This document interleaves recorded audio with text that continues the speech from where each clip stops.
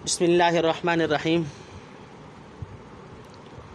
معارف الحدیث سورۃ النور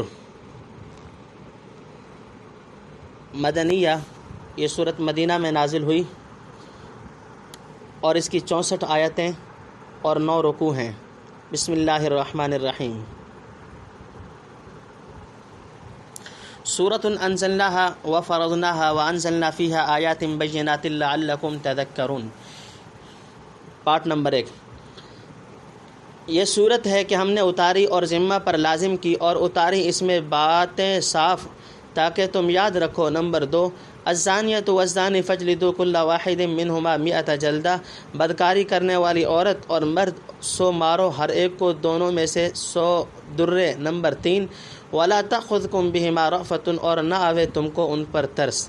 اچھا، ایک بات ذہن میں رہے کہ اس حاشیے کا نمبر 1 جو تھا وہ پچھلی صورت کے ساتھ تھا، اس وجہ سے نمبر 2 سے یہ بات شروع ہوئی ہے۔ تفسیر نمبر 2۔ سورہ نور کی فضیلت کا بیان۔ یہ صورت بعض نہایت ضروری احکام و حدود، امثال و مواعظ، حقائق توحید اور بہت ہی اہم تنبیہات و اصلاحات پر مشتمل ہے۔ اس کا سب سے زیادہ ممتاز اور سبق آموز حصہ وہ ہے جس کا تعلق قصہ افک سے ہے۔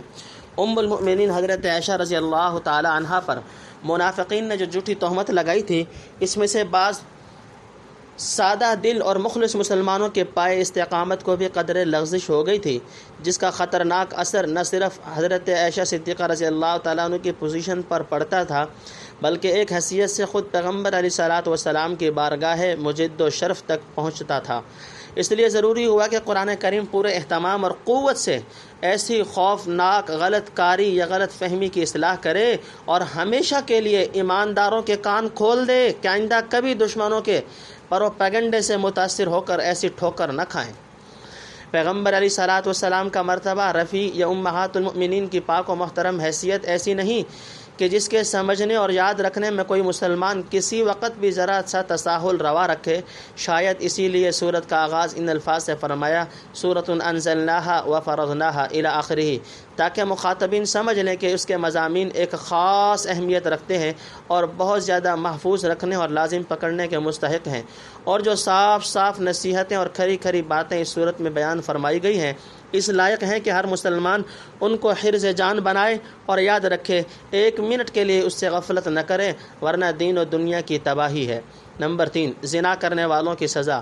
یہ سزا اس زانی اور زانیہ کی ہے جو آزاد، عاقل، بالغ اور نکاح کیے ہوئے نہ ہو، یا نکاح کرنے کے بعد ہم بستری نہ کر چکے ہوں، اور جو آزاد نہ ہو اس کے 50 درے لگتے ہیں۔ اس کا حکم 5ویں پارہ کے اول رکوع کے ختم پر مذکور ہے، اور جو عاقل یا بالغ نہ ہو وہ مکلف ہی نہیں۔ محسن کون ہے؟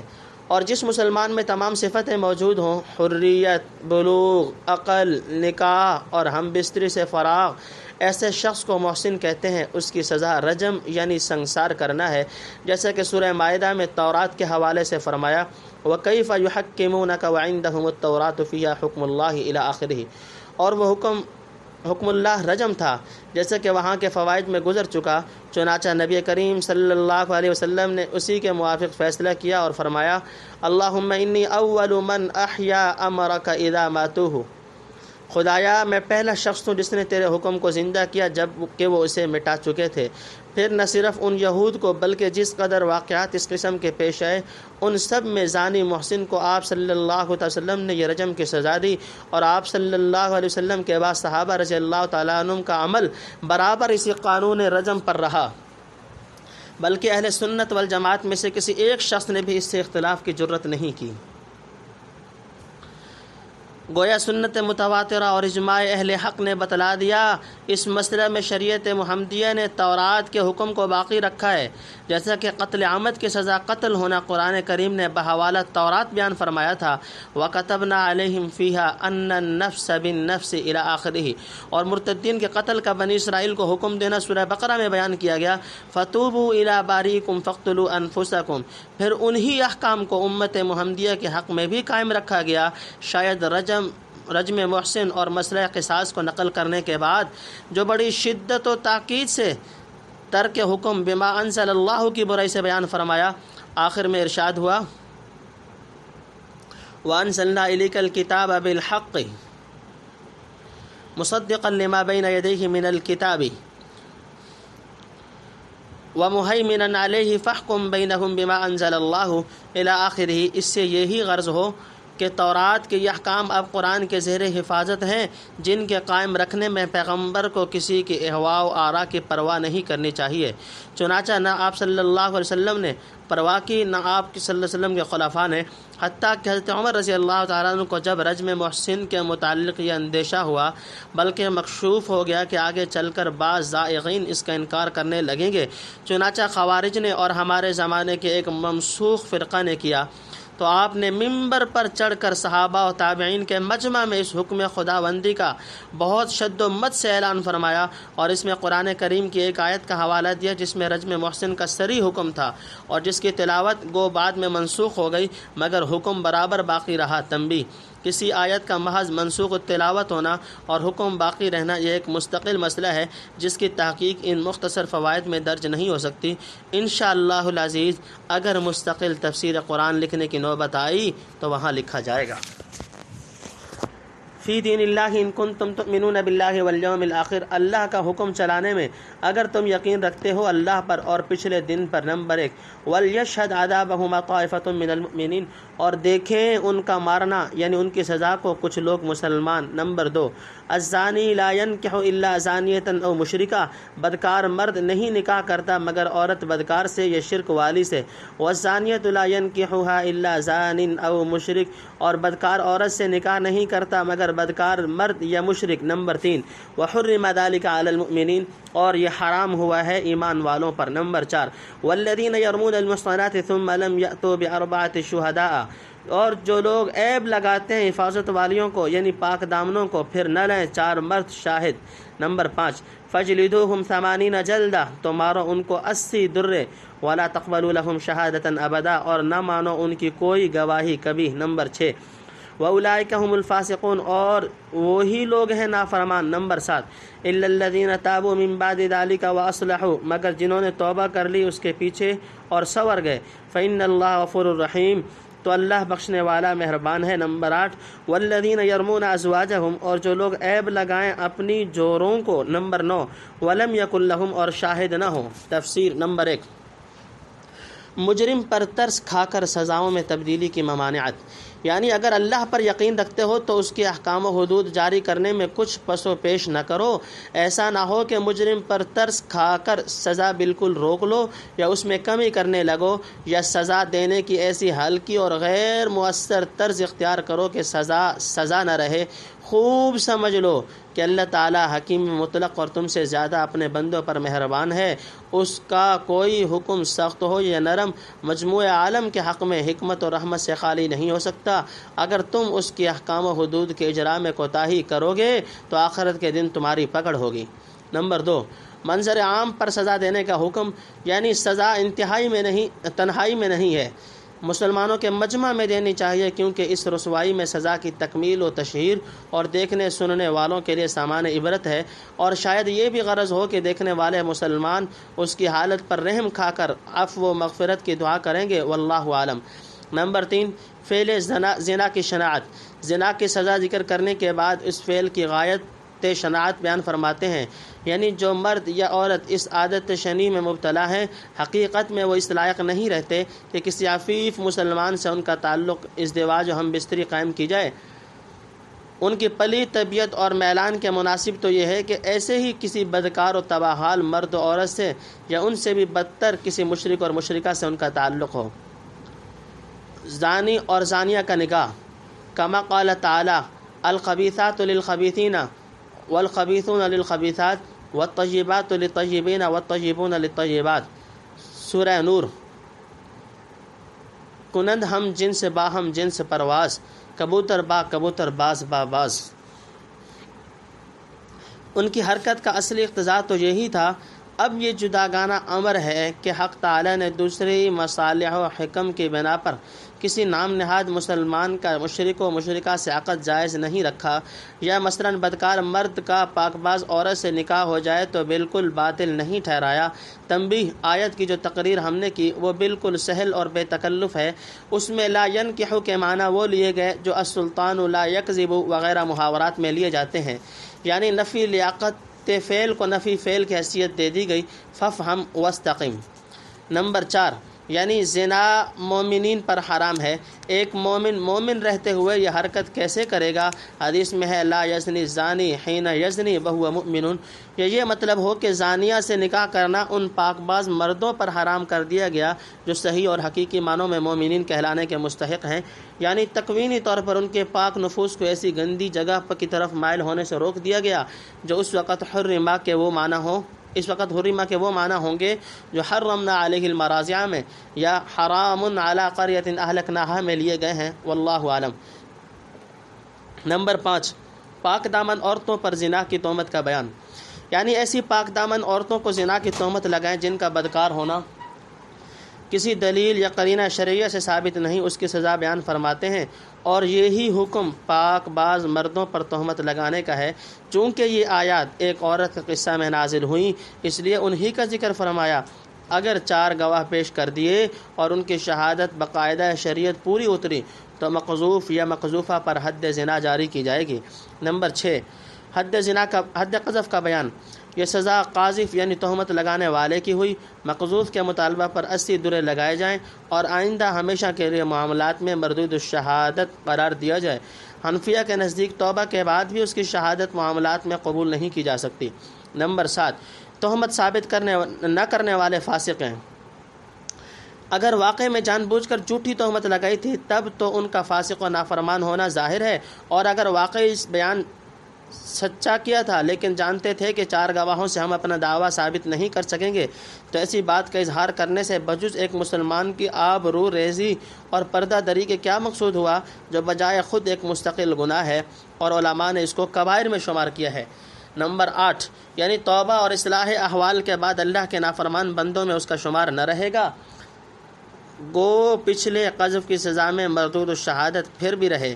یہی مذہب سلف میں سے قاضی شریح، ابراہیم نخعی، سعید ابن جبیر، مکحول، عبد الرحمن ابن زید ابن جابر، حسن بصری، محمد ابن سیرین اور سعید ابن المسیب رحمہم اللہ کا ہے، کما فی الدر المنصور و ابن کثیر۔ نمبر 9، بیویوں پر تہمت، یعنی زنا کی تہمت لگائے یا اپنے بچے کو کہے کہ یہ میرے نطفہ سے نہیں۔ شہداء الا انفسهم فشہادت احدہم 4 شہادات باللہ انہ لمن الصادقین، ان کے پاس سوائے ان کی جان کے تو ایسے شخص کی گواہی کی یہ صورت ہے کہ 4 بار گواہی دے اللہ کی قسم کھا کر کہ مقرر وہ یعنی یہ شخص سچا ہے۔ والخامسۃ ان لعنت اللہ علیہ، اور 5ویں بار یہ کہ اللہ کی پھٹکار ہو اس شخص پر، ان کان من الکاذبین، اگر ہو وہ جھوٹا۔ ویدرأ عنہ العذاب، اور عورت سے ٹل جائے گی مار۔ ان تشہد 4 شہادات باللہ، یوں کہ وہ گواہی دے 4 بار گواہی اللہ کی قسم کے کھا کر، انہ لمن الکاذبین، کے مقرر وہ شخص جھوٹا ہے۔ والخامسۃ ان غضب اللہ علیہ، اور 5ویں یہ کہ اللہ کا غضب آئے اس عورت پر، ان کان من الصادقین، اگر وہ شخص سچا ہے۔ نمبر 1، ولولا فضل اللہ علیکم ورحمتہ وان اللہ تواب حکیم، اور اگر نہ ہوتا اللہ کا فضل تمہارے اوپر اور اس کی رحمت، اور یہ کہ اللہ تعالیٰ معاف کرنے والا ہے، حکمتیں جاننے والا۔ ان الذین جاؤوا، تو کیا کچھ نہ ہوتا۔ نمبر 2، جو لائے ہیں۔ تفسیر نمبر 1، لعان کا قانون، یعنی جو اپنی بیوی پر زنا کی تہمت لگائے، اولاً اس سے 4 گواہ طلب کیے جائیں گے، اگر پیش کر دے تو عورت پر حد زنا جاری کر دی جائے گی، اگر گواہ نہ لا سکا تو اس کو کہا جائے گا کہ 4 مرتبہ قسم کھا کر بیان کرے کہ وہ اپنے دعوے میں سچا ہے، یعنی جو تہمت اپنی بیوی پر لگائی ہے اس میں جھوٹ نہیں بولا، گویا 4 گواہوں کی جگہ خود اس کی یہ 4 حلفیہ شہادتیں ہوئیں، اور آخر میں 5ویں مرتبہ یہ الفاظ کہنے ہوں گے کہ اگر وہ اپنے دعوے میں جھوٹا ہو تو اس پر خدا کی لعنت اور پھٹکار، اگر الفاظ مذکورہ بالا کہنے سے انکار کرے تو حبس کیا جائے گا اور حاکم اس کو مجبور کرے گا، یا اپنے جھوٹے ہونے کا اقرار کرے تو حد قذف لگے گی جو اوپر گزری، اور یا 5 مرتبہ وہی الفاظ کہے جو اوپر مذکور ہوئے، اور اگر کہہ لیے تو پھر عورت سے کہا جائے گا کہ وہ 4 مرتبہ قسم کھا کر بیان کرے کہ یہ مرد تہمت لگانے میں جھوٹا ہے، اور 5ویں دفعہ یہ الفاظ کہے کہ اللہ کا غضب آوے اس عورت پر اگر یہ مرد اپنے دعوے میں سچا ہو۔ تا وقتے کہ عورت یہ الفاظ نہ کہے گی، اس کو قید میں رکھیں گے اور مجبور کریں گے کہ یہ صاف طور پر مرد کے دعوے کی تصدیق کرے، تب تو حد زنا اس پر جاری ہوگی، یا بالفاظ مذکورہ بالا اس کی تکذیب کرے۔ اگر اس نے بھی مرد کی طرح یہ الفاظ کہہ دیے اور لعان سے فراغت ہوئی تو اس عورت سے صحبت اور دوائی صحبت سب حرام ہو گئے۔ پھر اگر مرد نے اس کو طلاق دے دی فبیہا، ورنہ قاضی ان میں تفریق کر دے، گو دونوں رضامند نہ ہوں، یعنی زبان سے کہہ دے کہ میں نے ان میں تفریق کی، اور یہ تفریق طلاق بائن کے حکم میں ہوگی۔ تنبیہ: زوجین سے اس طرح الفاظ کہلوانے کو شریعت میں لعان کہتے ہیں، اور لعان صرف قذف ازواج کے ساتھ مخصوص ہے۔ عام محسنات کے قذف کا وہی حکم ہے جو اوپر کی آیات میں مذکور ہو چکا۔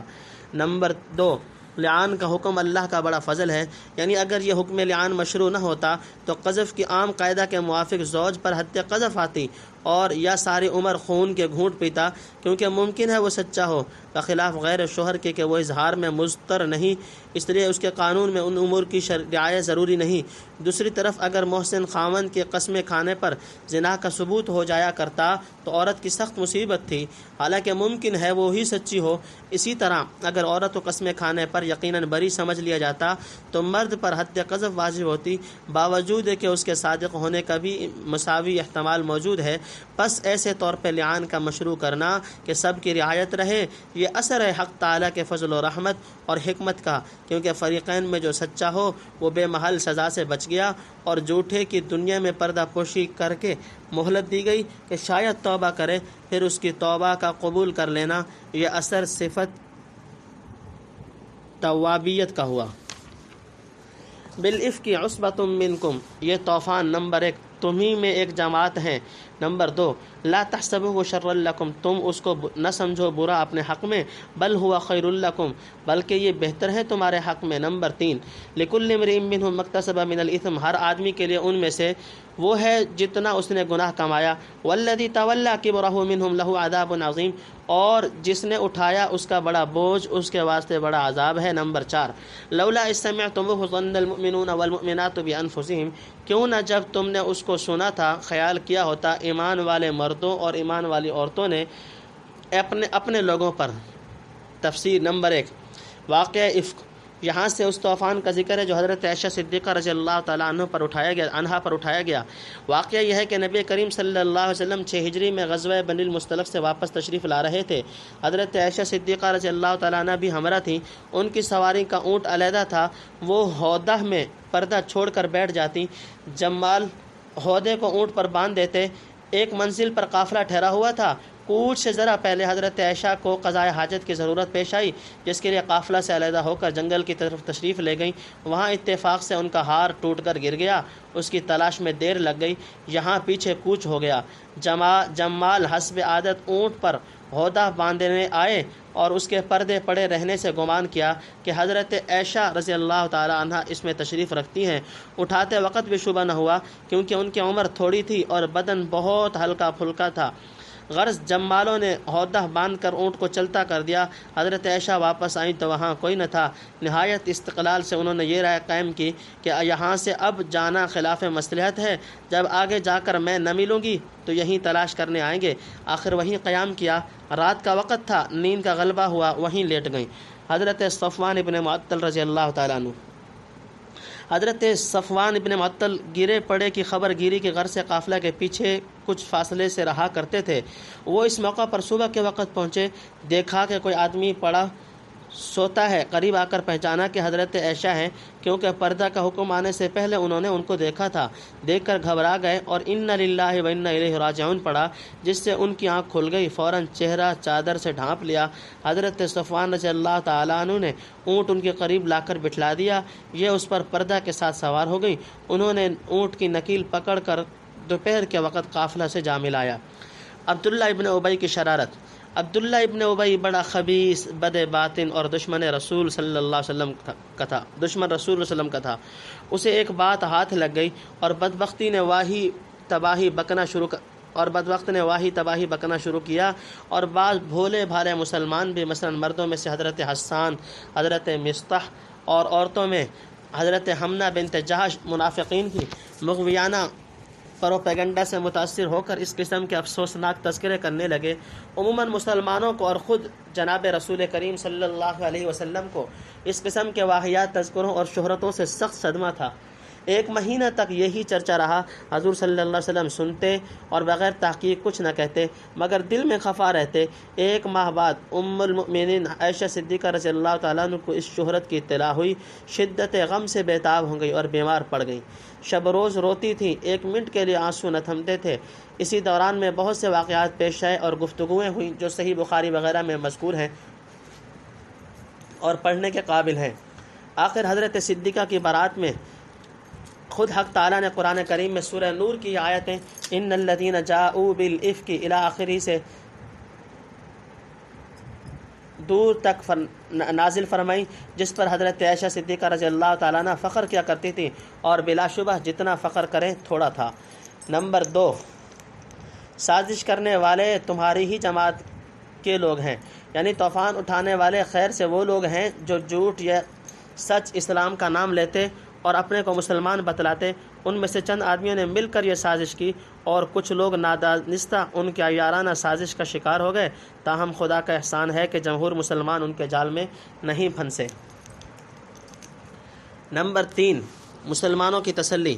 یہ خطاب ان مسلمانوں کی تسلی کے لیے جنہیں اس واقعہ سے صدمہ پہنچا تھا، بالخصوص حضرت عائشہ صدیقہ رضی اللہ تعالی عنہا اور ان کا گھرانہ، کہ ظاہر ہے وہ سخت غمزدہ اور پریشان تھے۔ یعنی گو بظاہر یہ چرچا بہت مکروہ، رنجیدہ اور ناخوشگوار تھا، لیکن فی الحقیقت تمہارے لیے اس کی تہ میں بڑی بہتری چھپی ہوئی تھی۔ آخر اتنی مدت تک ایسے جگر خراش حملوں اور ایذاؤں پر صبر کرنا کیا خالی جا سکتا ہے؟ کیا یہ شرف تھوڑا ہے کہ خود حق تعالیٰ نے اپنے کلام پاک میں تمہاری نزاہت و برات اتاری اور دشمنوں کو رسوا کیا، اور قیامت تک کے لیے تمہارا ذکر خیر قرآن پڑھنے والوں کی زبان پر جاری کر دیا، اور مسلمانوں کو پیغمبر علیہ الصلوۃ والسلام کے ازواج و اہل بیت کا حق پہچاننے کے لیے ایسا سبق دیا جو کبھی فراموش نہ ہو سکے۔ فللہ الحمد علی ذلک۔ نمبر 4، عبداللہ ابن ابی کے لیے عذاب عظیم۔ یعنی جس شخص نے اس فتنہ میں جس قدر حصہ لیا اسی قدر گناہ سمیٹا اور سزا کا مستحق ہوا۔ مثلا بعض خوش ہو کر اور خوب مزے لے کر ان واہیات باتوں کا تذکرہ کرتے تھے، بعض اظہار افسوس کے طرز میں، بعض چھیڑ کر مجلس میں چرچا اٹھا دیتے اور آپ خود چپ کے سنا کرتے، بعض سن کر تردد میں پڑ جاتے، بہت سے خاموش رہتے اور بہت سے سن کر جھٹلا دیتے۔ ان پچھلوں کو پسند فرمایا اور سب کو درجہ بدرجہ کم و بیش الزام دیا، اور بڑا بوجھ اٹھانے والا منافقوں کا سردار عبداللہ ابن ابی تھا، جیسا کہ روایات کثیرہ میں تصریح ہے۔ یہی خبیث لوگوں کو جمع کرتا اور ابھارتا، اور نہایت چالاکی سے خود دامن بچا کر دوسروں سے اس کی اشاعت کرایا کرتا تھا۔ اس کے لیے آخرت میں بڑا عذاب تو ہے ہی، دنیا میں بھی ملعون، خوب ذلیل و رسوا ہوا، اور قیامت تک اسی ذلت و خواری سے یاد کیا جائے گا۔ خیرا وقالوا هذا افک مبین، بھلا خیال اور کہا ہوتا یہ صریح طوفان ہے۔ نمبر 1، لولا جاؤ علیہ باربعۃ شہداء، کیوں نہ لائے وہ اس بات پر 4 شاہد۔ فإذ لم يأتوا بالشهداء فأولئك عند الله هم الكاذبون، پھر جب نہ لائے شاہد تو وہ لوگ اللہ کے یہاں وہی جھوٹے ہیں۔ نمبر 2، ولولا فضل اللہ علیکم ورحمتہ فی الدنیا والآخرۃ، اور اگر نہ ہوتا اللہ کا فضل تم پر اور اس کی رحمت دنیا اور آخرت میں، لمسکم فیما افضتم فیہ عذاب عظیم، تو تم پر پڑتی اس چرچا کرنے میں کوئی آفت بڑی۔ نمبر 3، اذ تلقونہ بألسنتکم، جب لینے لگے تم اس کو اپنی زبانوں پر، وَتَقُولُونَ بِأَفْوَاهِكُمْ، اور بولنے لگے اپنے منہ سے، مَا لَيْسَ لَكُمْ بِهِ عِلْمٌ وَتَحْسَبُونَهُ هَيِّنًا، جس چیز کی تم کو خبر نہیں اور تم سمجھتے ہو اس کو ہلکی بات، وَهُوَ عِندَ اللَّهِ عَظِيمٌ، اور یہ اللہ کے یہاں بہت بڑی ہے۔ نمبر 4، وَلَوْلَا إِذْ سَمِعْتُمُوهُ قُلْتُمْ مَا يَكُونُ لَنَا أَن نَّتَكَلَّمَ بِهَذَا، اور کیوں نہ جب تم نے اس کو سنا تھا کہا ہوتا کہ ہم کو نہیں لائق کہ منہ پر لائیں یہ بات۔ سبحانک ھذا بہتان عظیم، اللہ تو پاک ہے، یہ تو بڑا بہتان ہے۔ نمبر 5، یعظکم اللہ ان تعودوا لمثلہ ابدا، اللہ تم کو سمجھاتا ہے کہ پھر نہ کرو ایسا کام کبھی۔ تفسیر نمبر 1، بے ثبوت بہتان کی تصدیق۔ مسلمان کو چاہیے کہ اپنے مسلمان بھائی بہنوں کے ساتھ حسن ظن رکھے، اور جب سنے کہ لوگ ایک نیک شخص پر یوں ہی رجمم بالغیب بری تہمتیں لگاتے ہیں تو اپنے دل میں ایسے خیالات کو راہ نہ دے بلکہ ان کو جھٹلائے۔ پیغمبر علیہ الصلوۃ والسلام نے فرمایا کہ جو کوئی پیٹھ پیچھے بھائی مسلمان کی مدد کرے اللہ پیٹھ پیچھے اس کی مدد کرے گا۔ بے تحقیق تہمتیں تراشنا ایمان سے بعید ہے۔ چاہیے کہ آدمی خود اپنی آبرو پر دوسروں کی آبرو کو قیاس کر لے، جیسا کہ حضرت ابو ایوب انصاری رضی اللہ تعالیٰ عنہ نے قصہ افک میں کیا۔ ایک روز ان کی بیوی نے کہا کہ لوگ عائشہ رضی اللہ تعالیٰ عنہا کی نسبت ایسا کہتے ہیں۔ انہوں نے فرمایا کہ جھوٹے ہیں، کیا ایسا کام تو کر سکتی ہے؟ بولی ہرگز نہیں۔ فرمایا پھر صدیق کی بیٹی اور نبی کی بیوی عائشہ صدیقہ تجھ سے کہیں بڑھ کر پاک و صاف اور طاہر و مطہر ہیں، ان کی نسبت بے وجہ ایسا گمان کیوں کیا جائے؟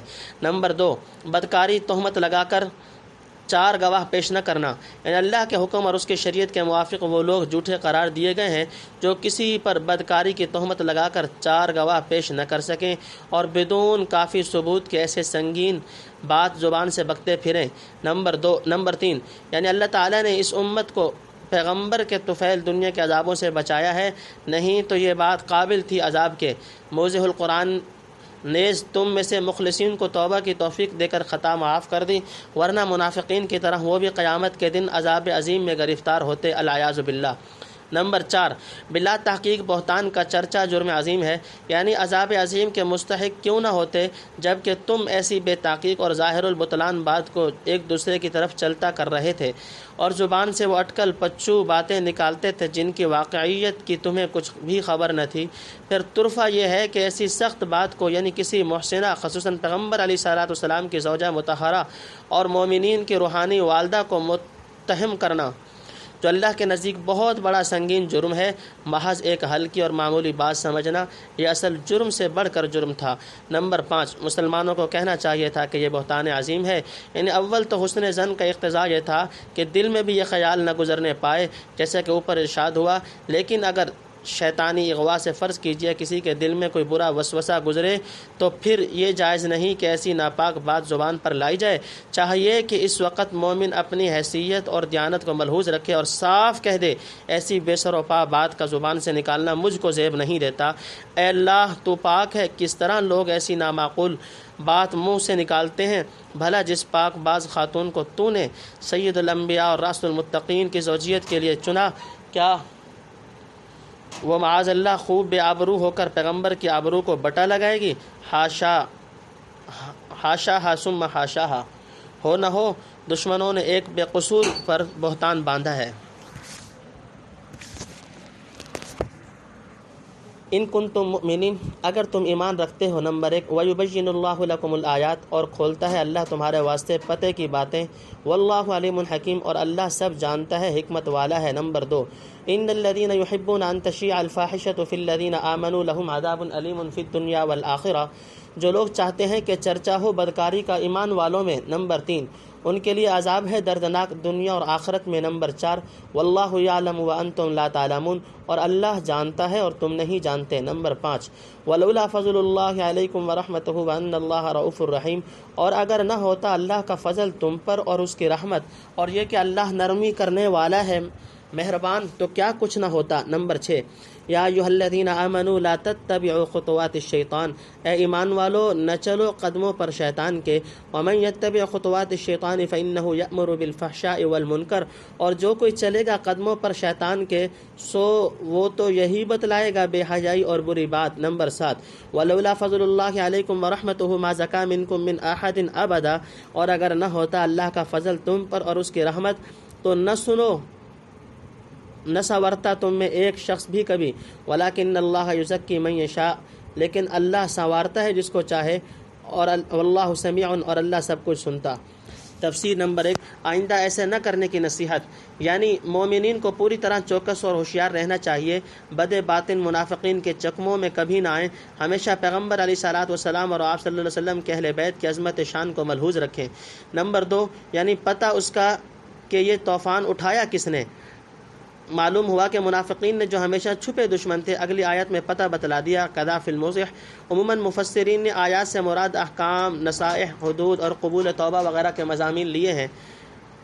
اس وقت صفات علم و حکمت کے ذکر سے یہ غرض ہوگی کہ اللہ تعالیٰ تم سے مخلصین کی ندامت قلبی کا حال خوب جانتا ہے، اس لیے توبہ قبول کی، اور چونکہ حکیم مطلق ہے اس لیے نہایت حکمت و دانائی کے ساتھ تمہاری سیاست کی گئی۔ نمبر 3، بے حیائی پھیلانے والوں کی سزا، یعنی بدکاری پھیلے یا بدکاری کی خبریں پھیلیں۔ یہ چاہنے والے منافقین تھے، لیکن ان کا تذکرہ کر کے مومنین کو بھی متنبہ فرما دیا کہ اگر فرض کرو کسی کے دل میں ایک بری بات کا خطرہ گزرا اور بے پرواہی سے کوئی لفظ زبان سے بھی کہہ گزرا تو چاہیے کہ اب ایسی محمل بات کا چرچا کرتا نہ پھرے۔ پھر اگر خواہی نہ خواہی کسی مومن کی آبرو ریزی کرے گا تو خوب سمجھ لے کہ اس کی آبرو بھی محفوظ نہ رہے گی، حق تعالیٰ اسے ذلیل و خوار کر کے چھوڑے گا، کما فی حدیث احمد رحمہ اللہ۔ نمبر 4، دنیا میں حد قذف، رسوائی اور قسم قسم کی سزائیں، اور آخرت میں دوزخ کی سزا۔ نمبر 5، یعنی ایسے فتنہ پردازوں کو خدا خوب جانتا ہے گو تم نہ جانتے ہو، اور یہ بھی اسی کے علم میں ہے کہ کس کا جرم کتنا ہے اور کس کی کیا غرض ہے۔ تنبیہ: جب شیوع فاحشہ اور حسد و کینہ وغیرہ کی طرح اعمال قلبیہ میں سے ہے، مراتب قصد میں سے نہیں، اس لیے اس پر ماخوذ ہونے میں اختلاف نہ ہونا چاہیے۔ فتنبہ لہ۔ نمبر 6، مسلمانوں پر اللہ کی رحمت اور فضل، یعنی یہ طوفان تو ایسا اٹھا تھا کہ نامعلوم کون کون اس کی نظر ہوتے، لیکن اللہ تعالیٰ نے محض اپنے فضل و رحمت اور شفقت و مہربانی سے تم میں سے تائبین کی توبہ کو قبول فرمایا اور بعض کو حد شرعی جاری کر کے پاک کیا، اور جو زیادہ خبیث تھے ان کو ایک گونا مہلت دی۔ نمبر 7، شیطان بے حیائی کی تعلیم دیتا ہے، یعنی شیطان کی چالوں سے ہوشیار رہا کرو۔ مسلمانوں کا یہ کام نہیں ہونا چاہیے شیاطین الانس والجن کے قدم بقدم چلنے لگے۔ ان ملعونوں کا تو مشن ہی یہ ہے کہ لوگوں کو بے حیائی اور برائی کی طرف لے جائیں۔ تم جان بوجھ کر کیوں ان کے بھرے میں آتے ہو؟ دیکھ لو شیطان نے ذرا سا چرکا لگا کر کتنا بڑا طوفان کھڑا کر دیا، اور کئی سیدھے سادھے مسلمان کس طرح اس کے قدم پر چل پڑے۔ سورہ نور کا پہلا پارٹ اپنے اختتام کو پہنچا۔